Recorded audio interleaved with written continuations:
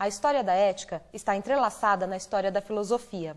E não podemos falar em ética sem rememorar Pitágoras, que desenvolveu as primeiras reflexões morais, a partir do orfismo. Os sofistas se mostraram céticos no que se refere a sistemas morais absolutos, embora, para Sócrates, a virtude surja do conhecimento e a educação possa conseguir que as pessoas sejam e ajam de acordo com a moral. O epicurismo, por sua vez, identificava como sumo bem o prazer, principalmente o prazer intelectual, e tal como os estoicos preconizavam uma vida dedicada à contemplação. São Tomás de Aquino viria a fundamentar a lógica aristotélica, os conceitos agostinianos de pecado original e de redenção por meio da graça divina.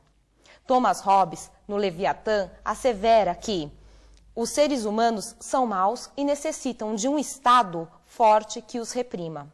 Jean-Jacques Rousseau, por sua vez, em Contrato Social, atribuía o mal ético aos desajustamentos sociais e afirmava que os seres humanos eram bons por natureza. Uma das maiores contribuições à ética foi Immanuel Kant. Segundo ele, a moralidade de um ato não deve ser julgada por suas consequências, mas apenas por sua motivação ética. Engel, a história do mundo consiste em disciplinar a sua vontade natural, descontrolá-la e levá-la a obedecer a um princípio universal e facilitar uma liberdade subjetiva. E para você, Dr. Clóvis, qual o seu posicionamento da advocacia frente à ética, antecedendo a explanação do nosso entrevistado? Olá, doutora Tatiana, telespectador da TV Destaque. Quem vai alargar esse conhecimento de fato é o nosso entrevistado. Por hora adiante que a advocacia classifica-se entre as profissões num rol das mais antigas e duradouras. Para não irmos ainda muito além, Cícero exercia tal ofício em Roma há 2000 anos atrás. E atualmente, às vésperas do terceiro milênio, ela desponta com total esplendor. O exercício da advocacia sobre a ética, Rui de Azevedo Sodré comenta em sua obra O Advogado, seu Estatuto e a Ética Profissional. A ética profissional do advogado consiste, portanto, na persistente aspiração de amoldar sua conduta, sua vida, aos princípios básicos dos valores culturais, de sua missão e seus fins, em todas as esferas de suas atividades. Para conversar conosco sobre esse tema tão abrangente e comentar as implicações do nosso ordenamento jurídico e social, contamos hoje com a presença do nosso entrevistado, Dr. João Carlos Panocchia. Formado em bacharel em Ciências Jurídicas na FIG em 1983, posteriormente lecionou as matérias de Direito Penal, Direito Processual Penal, Administrativo e Processo Civil, cursou Pedagogia nas faculdades de Guarulhos, é pós-graduado em Direito Empresarial pela FIG e em Didática de Ensino Superior pela Universidade Mackenzie. Foi procurador municipal em Guarulhos, onde também atuou como consultor jurídico.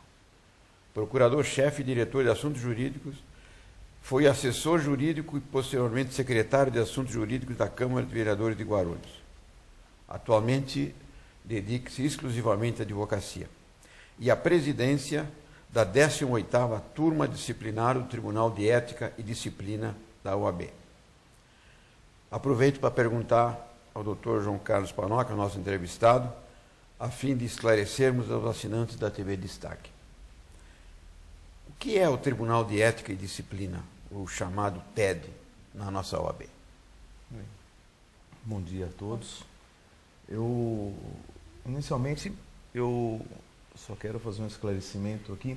Nós fomos as raias da filosofia e a nossa ética é a ética deontológica, é a ética que vem de toda essa filosofia, mas traduzida em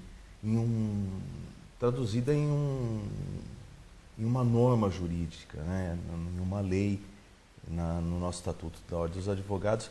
Então é essa ética deontológica que nós trabalhamos, é a ética profissional, que logicamente decorre de toda essa filosofia, né? Quanto à sua pergunta, Dr. Clóvis, O Tribunal de Ética e Disciplina, hoje ele é descentralizado, ele é centralizado em turmas disciplinares. Antes o advogado precisava comparecer o advogado ou a pessoa que pretendia promover uma reclamação, ela precisava comparecer ao Tribunal de Ética em São Paulo. Isso nós estamos falando no estado de São Paulo, teria que comparecer na cidade de São Paulo, na sede da OAB. E hoje é descentralizado, hoje nós temos 22 turmas disciplinares essas turmas disciplinares são efetivamente os tribunais de ética, divididos, o nosso é o 18º, que abrange as áreas, vamos ver se eu não esqueço, Ferraz de Vasconcelos, Guarulhos, Itaquá, Suzano, Poá, Arujá, Santa Isabel. São essas as nossas, e Suzano.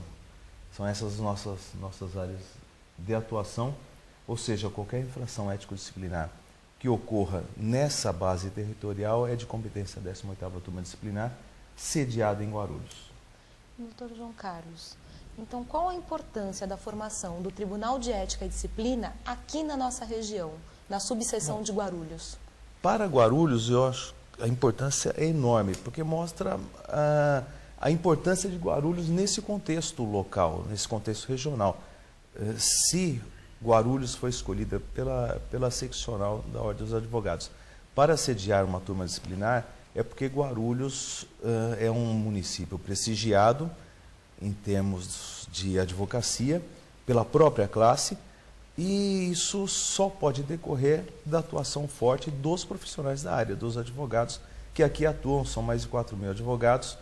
Vejam, nós temos mais de 6.000 advogados em Mogi das Cruzes, mas Guarulhos, com um número menor de advogados, não que se esteja concorrendo com outros municípios, mas Guarulhos, em termos de fortalecimento da advocacia, me parece que se apresentou muito melhor. Isso nós devemos aos profissionais daqui, aos profissionais que se dedicam à advocacia como sendo talvez aí um sacerdócio.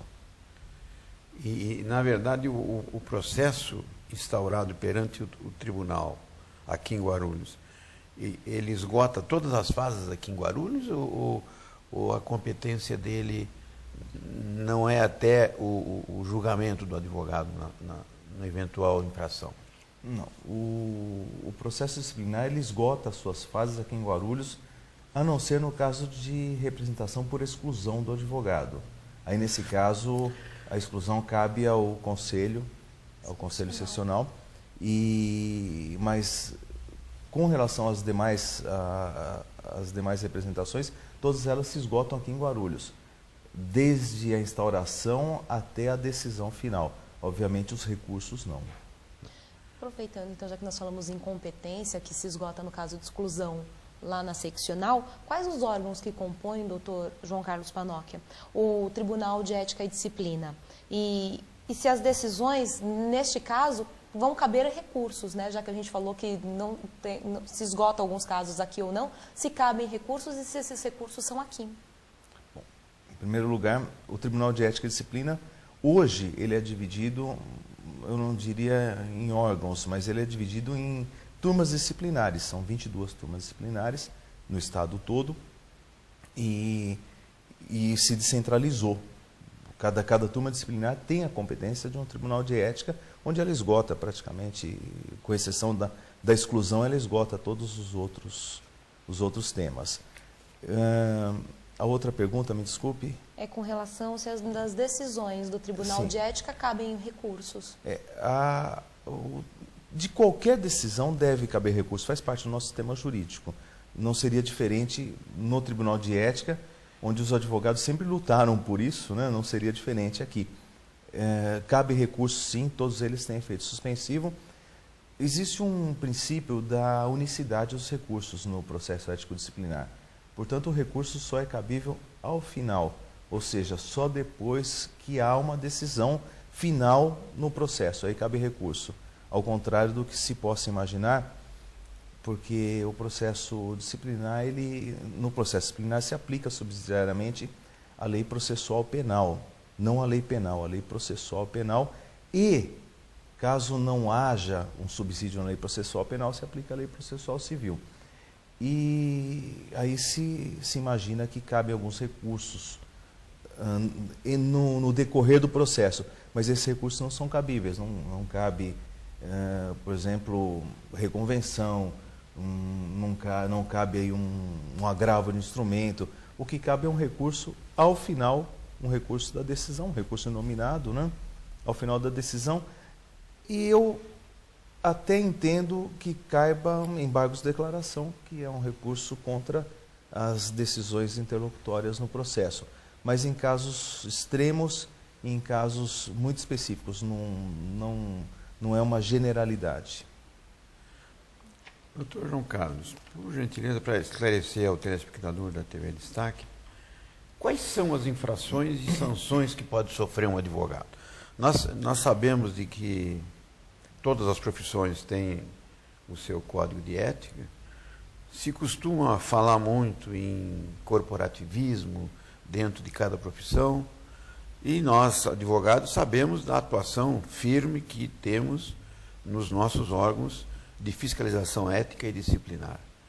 Quais são as sanções dentro do Tribunal de Ética que podem ser aplicadas ao advogado? As sanções são aquelas que estão no artigo 34 do Estatuto da OAB. São as infrações. As sanções vêm nos artigos seguintes. Nós podemos aplicar censura, advertência, suspensão. Outra sanção seria a exclusão dos quadros da ordem, quando o advogado tem mais de 3 condenações, mais de 3 suspensões.